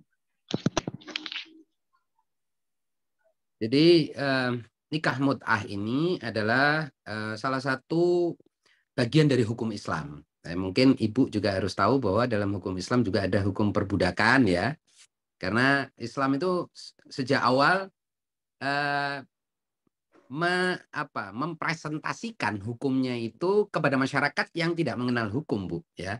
Jadi masyarakatnya itu belum, misalnya nih tentang hukum perbudakan. Kalau pada waktu itu hukum perbudakan itu langsung diharamkan, bayangkan begitu banyak orang kehilangan pekerjaan, begitu banyak orang akan memusuhi, maka terjadilah introduksi atau penyampaian hukum itu secara gradual, bertahap. Sampai kemudian diberi insentif. Kalau kalian membebaskan budak, maka kalian akan mendapatkan pahala. Atau kalau kalian tidak bisa, atau kalau kalian melakukan perbuatan haram tertentu seperti batal puasa secara secara membatalkan puasa secara sengaja, maka Anda harus membebaskan budak. Maka pembebasan budak itu menjadi bagian dari hukum yang ditetapkan agama untuk apa? Untuk supaya perbudakan itu lama-lama hilang dengan sendirinya. Begitu juga dengan hukum mut'ah. Hukum mut'ah itu ada dalam agama, ada sama seperti hukum budak ada. Tapi kemudian prakteknya orang sudah makin lama makin tabu. Nah, mengapa? Karena yang sunnah itu adalah menikah seperti pernikahan yang kita tahu. Itu yang sunnah. Dan juga sebagian ulama itu mengatakan bahwa nggak benar itu nikah 4 sunnah. Itu bohong ya atas nama agama. Karena yang benar itu nikah. Menikah itu sunnah. Menikah 4 nggak ada sunnahnya. Di mana dalilnya apa? Gitu kan. Nah, maka kemudian para ulama juga menekankan bahwa itu tidak seperti itu. Begitu juga dengan nikah mut'ah. Kalaupun itu boleh, kalaupun itu dibolehkan, sama seperti semua hal boleh lainnya, nggak harus dijalankan. Boleh bukan berarti wajib. Ya kan? Boleh itu boleh. Tapi kalau Anda anggap menimbulkan lebih banyak masalah, ya jangan lakukan. Orang cuman boleh. Misalnya nih Bu ya, boleh nggak berenang di tengah lautan yang ombaknya besar? Ya boleh aja. Dalam agama nggak masalah. Tapi karena Anda akan terkena dampak ombak besar dan kemudian bisa mati, ya jangan lakukan itu. Gitu. Nggak ada. Jadi kebolehan itu namanya hukum mubah. Jadi itu bukan wajib, bukan juga sunnah, ya, atau yang disebut sebagai mustahab. Itu tidak ada dalil bahwa hal seperti itu sunnah.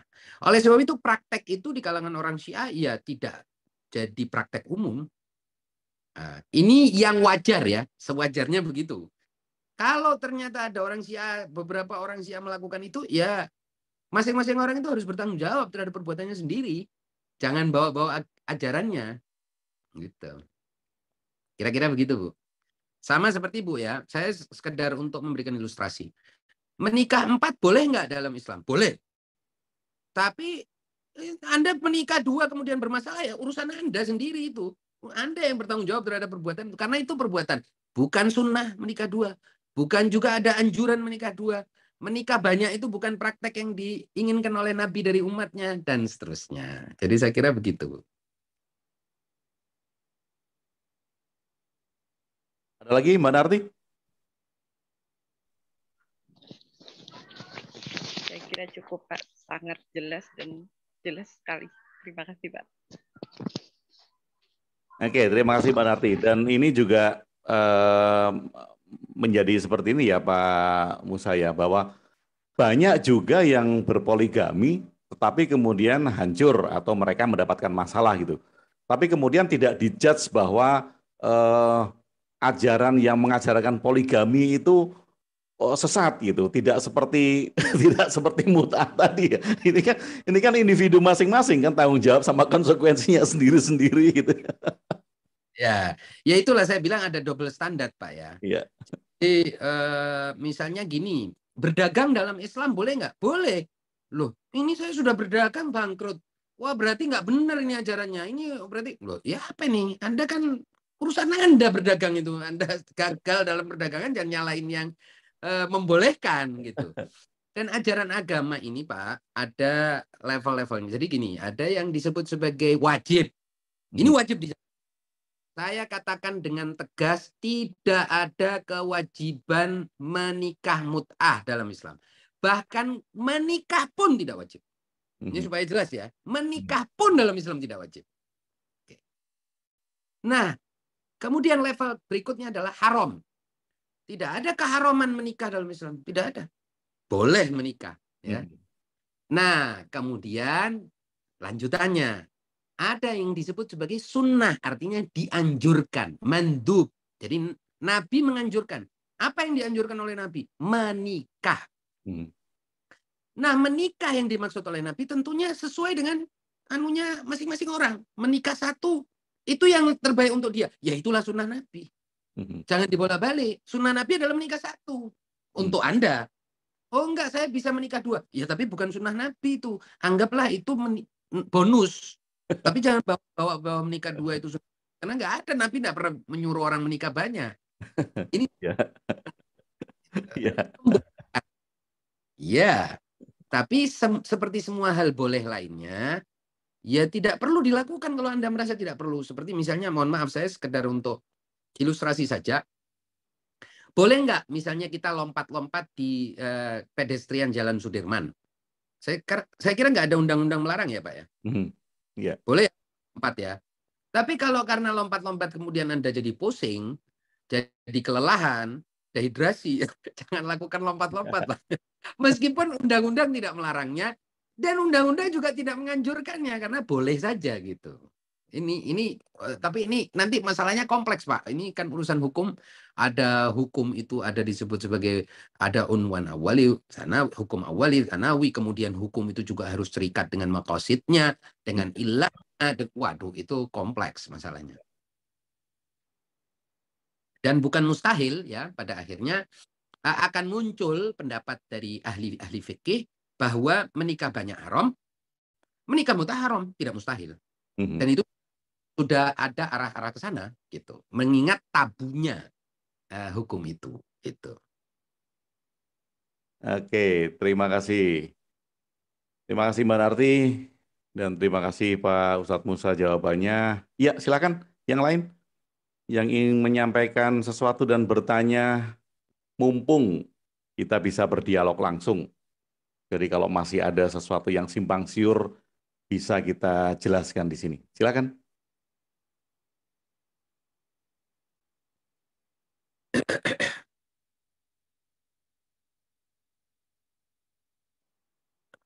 Kita sampai jam berapa, Pak Agung? Seharusnya sampai jam 9:30, Pak Musa.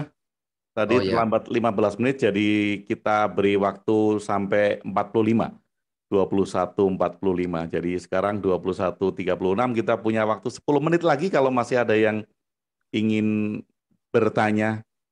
Mumpung ada dialog langsung, jadi jangan ada dusta di antara kita.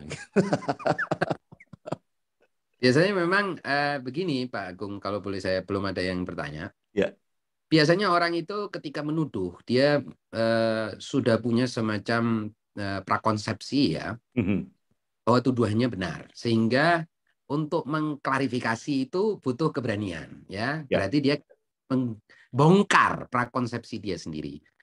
Kita ini sering berhadapan dengan orang yang tidak punya keberanian untuk membongkar prakonsepsinya sendiri. Itu sayangnya. Padahal inilah inti ajaran agama. Betul. Dan aku bilang, kamu kalau belum tahu, tanya. Kalau merasa sudah tahu, tapi kamu masih ragu, tanya. Dan begitu seterusnya. Ya. Nah, kebanyakan kan mereka yang berani seperti di YouTube gitu. Kalau komen dengan akun yang tidak ada fotonya, itu bisa garang gitu, bahasanya bisa macam-macam. Kemudian kalau diundang di Zoom, ayo kita bicara baik-baik, ayo kita diskusi baik-baik, itu nggak pernah mau. Oleh sebab itu kan tadi saya sudah katakan bahwa sebagian besar motif mereka itu politik, bukan ilmu dan pencerahan. Ya. Nah, kalau motifnya politik memang harus bikin keruh. Karena kan ada istilah peribahasa memancing di air keruh, Pak. Kalau airnya nggak keruh, nggak bisa mancing mereka. Karena ketahuan, ini ikan siapa? ikan kamu kok dipancing. Izin bertanya Bapak. Oke, ada yang mau bertanya? Ya, saya Pak. Oke, Mas Aib silakan. Ya, Ustadz Musa, Assalamualaikum. Ya, saya Arif. Ya, saya kebetulan ada di Tangerang. Ya. Gini, Ustadz, Syiah ya dalam ini satu mungkin golongan gitu, saya nggak tahu lah. Ada Sunni, ada Syiah, terus ada macam-macam. Anggaplah ini Syiah aja, saya nggak bilang golongan. Dalam memandang semua agama yang ada di dunia, termasuk di situ juga kepercayaan, itu gimana ya?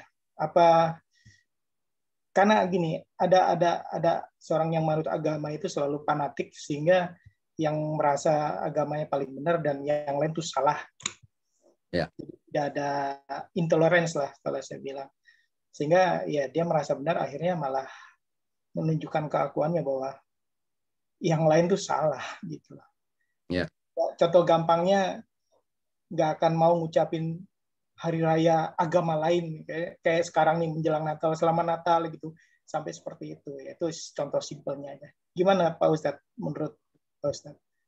Terima kasih sebelum. Ya. Menurut saya kepercayaan, agama, keyakinan orang itu adalah hak murni setiap orang. Ya, semua orang berhak untuk meyakini apa yang dianggapnya sebagai benar. Dan tentu manusia normal, manusia yang jujur, yang tulus, dia akan berpegang pada keyakinan yang dianggapnya benar.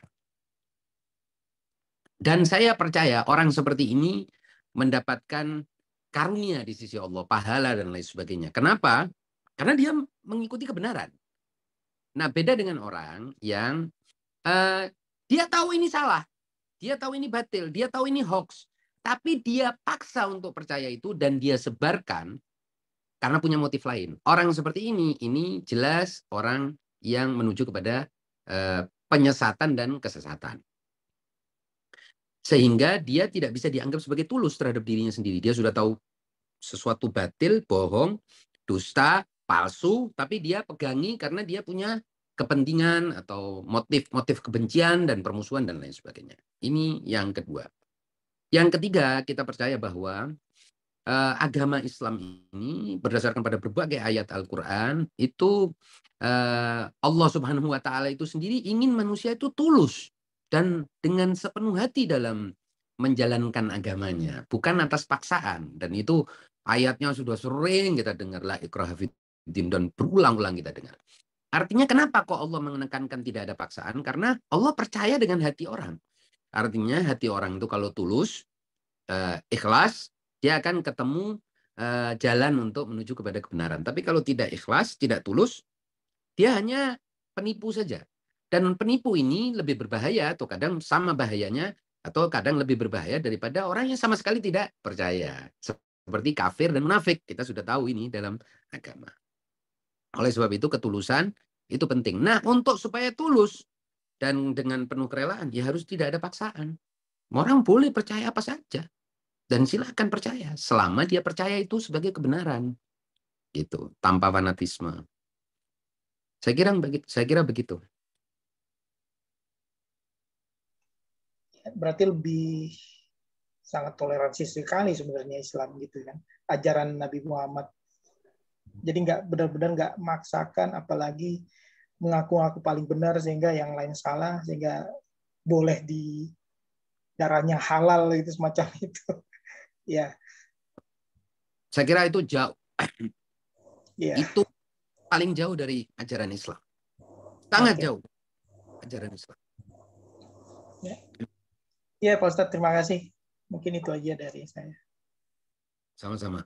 Oke, terima kasih Mas Aib. Mas Rahmadi Suryana. Yes. Silakan Mas. Selamat malam Mas Agung WB, Pak Ustadz. Selamat malam. Ini saya Adi dari Jakarta. Ini saya tanya, sebenarnya saya karena lagi skeptis dengan agama nih. Lagi pengen belajar, tapi saya lihat kanan kiri kok banyak yang udah nggak masuk logika nih. Tadi saya tertarik dengan penjelasannya Pak Ustadz itu soal sejarahnya ya. kalau misalnya kita pengen belajar yang lebih detail mengenai sejarah dan ajaran yang datang dari mazhab Imam Ali ini, di mana kita bisa dapat, atau yang sederhana untuk orang awam seperti saya, Pak. Saya bukan ahli agama, saya lebih banyak pakai logika sekarang. Karena lihat apa ya, banyak doktrin-doktrin yang sekarang udah nggak masuk di kepala. Saya bilang nih, kalau kita ikuti lama-lama pada satu titik nanti kita nyesel sendiri karena sudah nggak bisa dipakai di zaman sekarang. Terima kasih Pak ya atas kesempatannya. Selamat malam. Ya, saya sendiri tidak ada dalam kepala saya sekarang ini ya. Misalnya kalau bicara pesantren atau lembaga, ya saya kira mungkin DPP ABI bisa memberikan akses ya supaya lebih resmi dan formal gitu. Mungkin lembaga-lembaga yang memberikan kajian yang objektif tentang Islam dengan berbagai mazhabnya. Saya kira itu sekarang sudah tersedia dan ada lah. Nah, dan Pak Ali dari DPP juga bisa mengarahkan itu. Nah, tapi saya sarankan untuk belajar agama pertama-tama itu kita tidak bisa belajar dari sejarah saja. Kita harus bicara agama dari doktrin-doktrin fundamentalnya dan rasionalisasinya gitu ya, filosofinya, sampailah kemudian kita pada prinsip-prinsip utama agama yang kemudian dari situ baru kita menatap sejarah. Jadi sejarah itu kalau kita tatap kosong, dia akan menimbulkan justru kebingungan. Jadi kita sendiri harus punya pemahaman yang cukup komprehensif tentang ini, baru kita sorot sejarah, kita tatap sejarah itu dengan pemahaman itu. Sehingga kita tidak merasa, wah kok cekcok aja ya, kebingungannya nanti kan panjang. Nah saya kira itu dulu. Nah yang berikutnya saya kira juga penting untuk kita tidak membaca dari buku semata-mata. Jadi belajar itu kalau saya ini mungkin saya ini orang tradisional ya. Saya kira belajar itu harus dengan guru. Betapapun guru itu sudah tidak relatif tidak relevan atau tidak padan, tapi belajar itu tetap kalau nggak ada gurunya, buku apa yang mau dibaca? Toh buku juga kita apa paham dengan teks yang apa sebenarnya teks itu maknanya seperti ini sebagaimana yang diinginkan oleh penulis. Ini kan harus ada evaluasi. Jadi kalaupun tidak guru, minimal teman diskusi. Yang teman diskusi itulah yang akan mengoreksi pemahaman kita tentang teks yang kita baca kalau mau baca buku gitu. Nah, ini yang saya kira tradisi ini yang jarang jarang terbangun dalam memahami agama. Jadi banyak orang itu baca buku, bukunya sendiri dibaca, kemudian dia sendiri yang memahami, kemudian dia mengira itulah yang dimaksud oleh penulis, padahal kan belum tentu. Oleh sebab itu perlu perspektif lain. Nah, guru itu sebetulnya membimbing kita untuk seperti itu. Kalau tidak ada guru ya sparring partner lah gitu. Saya kira itu aja tips dari saya. Sekalian juga tadi mungkin ya DPP ABI punya tanggung jawab untuk itu nanti.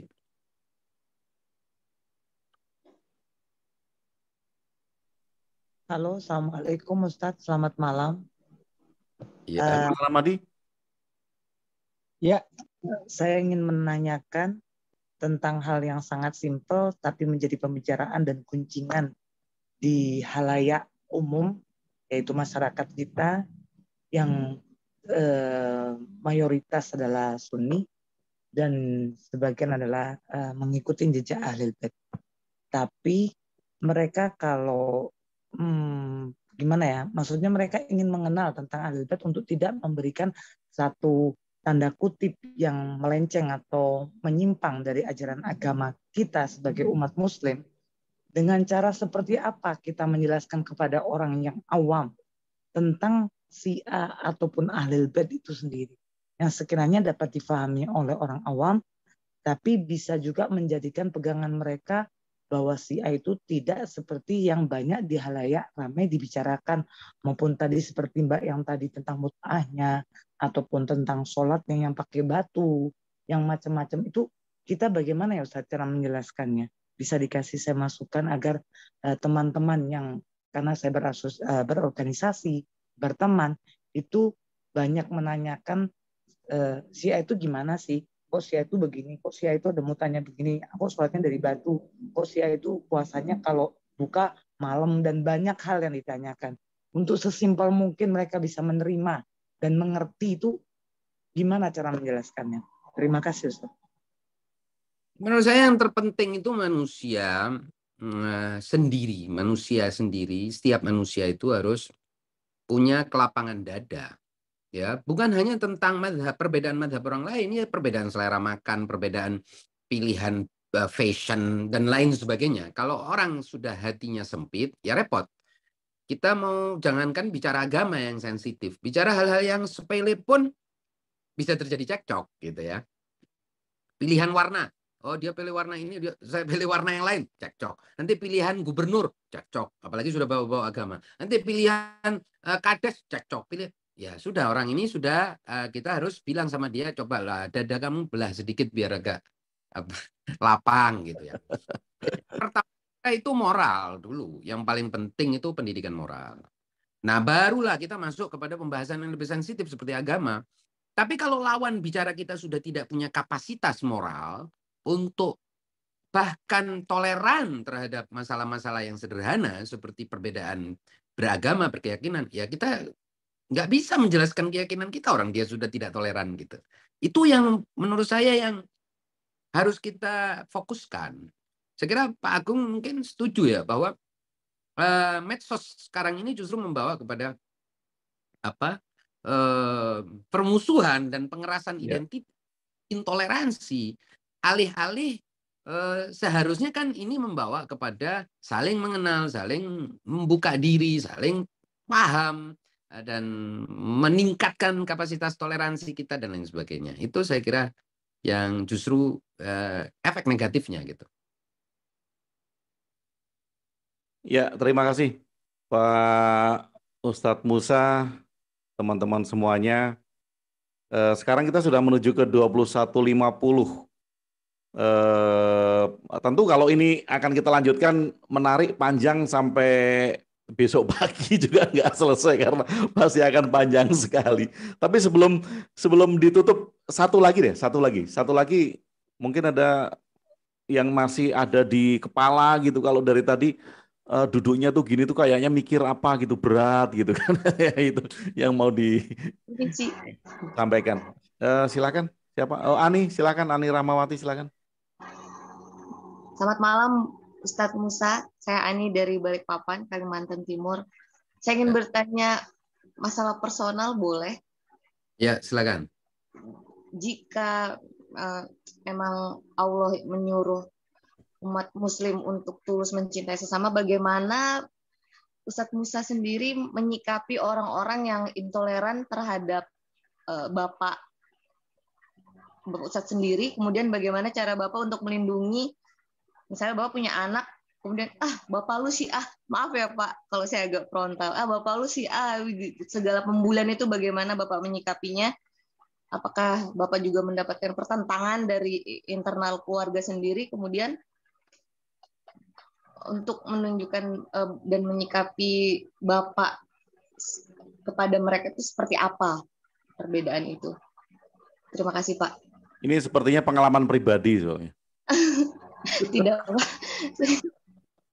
Silakan Pak Ustadz. Iya, jadi saya itu sebenarnya orang tua ayah itu sudah Syiah. Jadi waktu kecil saya itu masih ingat di depan rumah saya itu pintu rumah ayah saya itu ditulis kafir, diletakkan koran hewan di situ, sampah dan lain sebagainya. Jadi dari kecil saya sudah tumbuh dengan permusuhan seperti itu ya. Jadi mungkin sudah agak kebal kalau saya. Tapi anak saya sekolah di salah satu sekolah Islam di Jakarta Selatan, pada saat dia kelas 4 SD, dia sempat dibully gitu. Nah itu memang saya agak emosional itu. Saya hampir aja mungkin kehilangan kehilangan toleransi gitu. Saya betul-betul mau labrak dan lain sebagainya. Tapi saya pikir-pikir lagi dan anak saya sangat ngotot, jangan Pak, jangan lakukan itu, takut masa depan dia dan teman-teman dia makin nggak karu-karuan lah ya gitu. Akhirnya saya memutuskan untuk saya biarin aja. Nah, ternyata memang pembiaran intoleransi ini justru ada pengaruhnya, yaitu kalau ini mereka ini memprovokasi dan tidak kita tanggapi, ya capek sendiri gitu. Cuman, nah ini saya tekankan, cumannya ini yang lebih penting daripada sebelumnya. Dalam soal ini negara itu harus hadir. Negara harus betul-betul bisa melindungi siapa saja melakukan kegiatan keagamaan, meyakini sesuai dengan menjalankan keyakinannya, kebebasan berkeyakinan, kebebasan berpendapat yang sesuai dengan hukum. Saya kira ini yang kalau ininya goyah, saya kira kita semua bisa was-was dan kemudian ya nggak tahu ya nanti bagaimana caranya. Nah, ini saya kira yang ingin saya sampaikan. Adapun soal memaafkan dan lain sebagainya, mungkin akan saya maafkan suatu saat. Tapi pelan-pelan lah, Mbak. Maafin juga nggak gampang ya. Saya akan maafin, tapi mungkin setelah agak lama dari kejadian kita bisa memaafkan. Biasanya begitu. Butuh waktu lah. Time will heal istilahnya. Time will.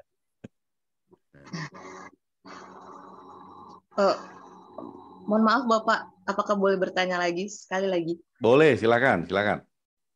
Ancaman terbesar Ustadz Musa itu apa yang paling besar dialami? Apakah halalnya darahnya dihalalkan juga dari mayoritas Islam sendiri? Kemudian bagaimana pendapat Bapak tentang mayoritas yang Muslim ini kenapa semakin berpikiran barbar, Pak, kepada sesamanya sendiri? Itu penyebab salah satunya apa menurut Bapak? Terakhir itu, Pak.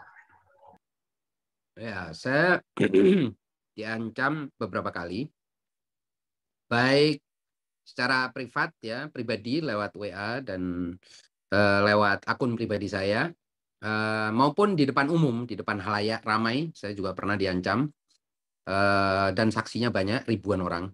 Saya diancam, disuruh untuk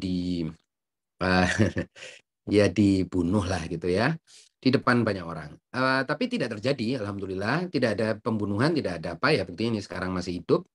Kalau terjadi pembunuhan, saya justru bisa jadi makin kacau kehidupan, macam banyak orang ya akan terlibat. Kemudian, mengapa muslimin ini menjadi barbar? Saya kira kita harus lihat pada tangan-tangan kotor dan elit yang memprovokasinya. Kita tidak bisa menyalahkan awam. Dalam soal ini, itu saya percaya dengan kaidah yang juga dipercayai oleh para ahli sejarah Islam, bahwa an-nasu ala dini mulukihim. Jadi kebanyakan orang atau massa ini sebetulnya ngikut elitnya. Nah, kita harus elitnya ini yang kita kita tegakkan hukum kepada mereka. Ya, khususnya ketika kita sudah punya negara. Kita tegakkan hukum. Karena tanpa penegakan hukum, elit ini semakin memprovokasi dan makin liar, makin brutal, dan akhirnya ya masa awam ini terprovokasi, panas. Mulailah mereka, sebenarnya kan elit ini lebih pengecut untuk berani berhadapan-hadapan. Nggak mungkin, nggak turun, dan itu sudah terbukti. Setiap kali ada aksi perusakan, aksi persekusi, yang diturunkan ya awamnya. Yang didoktrin bahwa Anda sedang menjalankan jihad, Anda akan dapat pahala, Anda akan dapat ini, itu, dan lain sebagainya. Nah, elitnya ini punya motif lain. Nah, kalau negara tidak bisa menghukum elit itu, sehingga timbul efek jera, ya elit akan cari masa sebanyak mungkin untuk melakukan agendanya. Saya kira ini yang paling penting. Pesan kita justru harus ke situ. Selain itu juga mengedukasi ya. Saya kira kalau dalam soal ini para ulama di Indonesia sudah cukup besar kampanyenya untuk menegakkan toleransi di antara antar umat beragama atau intern umat Islam. Ini sudah banyak kampanyenya, tapi kampanye pihak lawan kan lebih keras gitu. Saya kira kita perlu berupaya lebih keras lagi barangkali. Begitu. Baik, Pak Ustadz Musa. Terima kasih. Sama-sama. Terima kasih Bapak WB. Oke, terima kasih Ani. Ya, teman-teman semuanya, sudah lewat 30 atau 15 menit. Kita sudah mulai jam 10. Jadi tidak ada pertemuan, tidak ada perayaan tanpa diakhiri dengan sesuatu. Dan tentu saja ini merupakan satu awal yang baik Pak Ustadz Musa dan Pak Ali di DPPABI untuk merajut kebersamaan ke depan, untuk mewujudkan keutuhan NKRI tentunya, dan bersama-sama dari usaha-usaha yang kita bisa gitu dari bidang kita masing-masing untuk tetap menjaga keutuhan itu. Nah ini jadi saya ingat sama Mas Adi, Mas Rahmadi Solyan. Kemarin saya bikin satu status, kemudian ada yang menyinggung tentang penjajahan Belanda gitu ya. Dan penjajahan ini pun dihubungkan dengan agama. Gitu. Belanda menjajah ke Indonesia karena agama membantai. Lihatlah agama yang dibawa mereka gitu. Jadi membaca sejarahnya kebolak-balik. Gitu. Nah, karena harus kita akhiri juga. Jadi sebelumnya saya berterima kasih sekali kepada Ustadz Musa untuk bisa hadir dan memberikan satu perspektif yang jernih untuk teman-teman semuanya, dan supaya ini bisa kita jadikan pijakan untuk tidak ada dusta di antara kita. Jadi ada hal-hal yang mesti harus kita lihat jernih, kita tanyakan kepada sumbernya, dan sama-sama kita merajut untuk keutuhan NKRI bersama-sama. Nah untuk closing statement Pak Ustadz Musa. Closing statement yang bisa kita jadikan pijakan bersama untuk merajut keutuhan ini. Silakan Pak Ustadz. Ya, terima kasih kepada Pak Agung WP dan semua panitia acara ini. Dan saya kira inilah jalan kita bersama-sama untuk merajut solidaritas sosial yang tercapek-capek dan juga integritas bangsa yang semakin rapuh, ya, yang telah disampaikan oleh banyak tokoh Indonesia sebagai sedang menghadapi disintegrasi. Kita semua sayang bangsa ini, kita semua cinta negeri ini. Mari sama-sama kita rajut dan rawat negeri ini, yang asas dari negeri ini adalah kebersamaan dan Bhinneka Tunggal Ika. Begitu Pak Agung WP. Terima kasih banyak. Selamat malam. Terima kasih. Waalaikumsalam. Terima kasih Pak Ustadz Musa sekali lagi. Untuk Pak Ali dari DPPABI, saya juga sangat terima kasih atas kesempatan kita untuk bisa bersilaturahmi. Nanti kalau ada hal-hal yang akan kita rajut, mohon tidak sungkan, tidak segan untuk saya hubungi lagi. Jadi saya ganggu lagi. Siap Pak. Untuk teman-teman semuanya yang di sini juga terima kasih banyak sudah meluangkan waktu sampai jam 10 malam. Mari sama-sama kita ucapkan terima kasih kepada Ustadz Musa, kepada DPPABI, dan juga untuk keutuhan kita bersama-sama. Mari kita rajut NKRI ini untuk menjadi sesuatu yang lebih damai, yang mendamaikan, dan kita bisa hidup dengan keberagaman keyakinan kita masing-masing. Sekali lagi mari kita ucapkan terima kasih kepada Ustadz Musa, kepada DPPABI. Terima kasih banyak untuk kesempatan malam ini. Terima kasih Ustadz Musa. Terima kasih DPPABI. Walaupun ini bukan Zoom motivasi, tetapi kita kasih aplaus. Terima kasih. Terima kasih Ustadz Musa. Terima kasih Pak Agung. Insya Allah nanti dilanjut lagi. Terima kasih. Oke, terima kasih untuk terakhir kali. Terakhir kali terima kasih Ustadz Musa, terima kasih Pak Ali. Setelah ini Zoom akan kita close. Selamat beraktivitas, selamat istirahat, selamat menebar kedamaian. Seperti video saya terakhir, mari kita berbahagia. Di sini senang, di sana senang, di mana-mana hatiku senang. Jadi mari kita senang, mari kita membangun kehidupan ini dengan rasa senang kita. Terima kasih banyak, sampai ketemu lagi di dialog sharing ini. Terima kasih. Setelah ini saya close Zoom-nya. Thank you all. Terima kasih Pak. Terima